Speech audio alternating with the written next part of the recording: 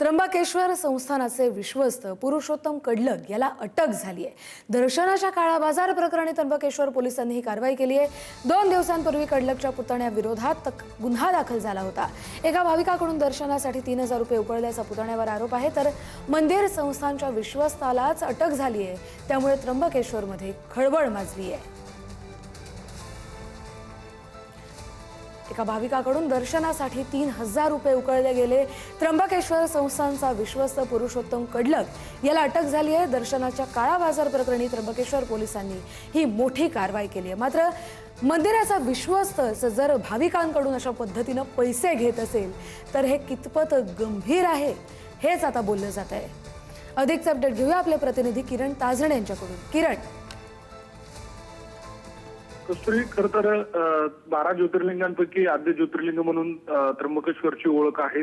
हजारोंच्या संख्येने दररोज भाविक या ठिकाणी दर्शनासाठी येत असतात आणि या सगळ्या दरम्यान दर्शन घेत असताना कशा पद्धतीने काळा बाजार होतोय हे अनेकदा समोर आलेलं होतं। अनेकांनी त्याबाबतची सोशल मीडियावर व्हिडिओ पोस्ट करत नाराजी देखील व्यक्त केलेली होती आणि अशा सगळ्या परिस्थितीमध्ये राज्य सरकारकडनं या सगळ्या संबंधित चौकशी केली जात असतानाच दर्शनासाठीचा काळा बाजार कशा पद्धतीने होतोय त्याचा धक्कादायक जो पुरावा आहे तोच समोर आलेला आहे।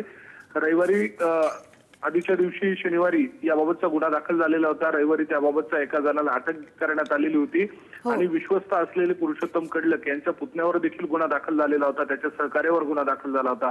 पुतण्या फरार असला तरी काल रात्री उशिरा पुरुषोत्तम कडलक जे त्र्यंबकेश्वर विश्वस्त आहेत त्यांना अटक करण्यात आलेली आहे आणि यामध्ये त्यांचा देखील सहभाग असल्याचा या एकूणच या सगळ्या पार्श्वभूमीवर जो संशय आहे त्यातून आता त्र्यंबकेश्वर पोलिसांकडून अधिकचा तपास केला जातोय। मात्र ज्यांच्यावर विश्वस्त म्हणून या सगळ्या काळामध्ये दर्शन सुलभ व्हावं किंवा अन्य जबाबदारी आहेत त्यांच्याच माध्यमातून जर अशा स्वरूपाचा दर्शनाचा काळा बाजार होत असेल तर ही अतिशय गंभीर बाब आहे। येत्या काळामध्ये पोलिसांच्या तपासात काय नेमकं समोर येतं हे बघावं लागणार आहे। नक्कीच किरण, आता तर फक्त एका भाविकाचा मुद्दा समोर आला आहे। हजारो भाविक रोज त्र्यंबकेश्वराच्या दर्शनासाठी येत असतात। याचे धागेदोरे कुठपर्यंत गेलेले आहे देखील पाहणं महत्त्वाचं असेल। धन्यवाद तुम्ही दिलेला सविस्तर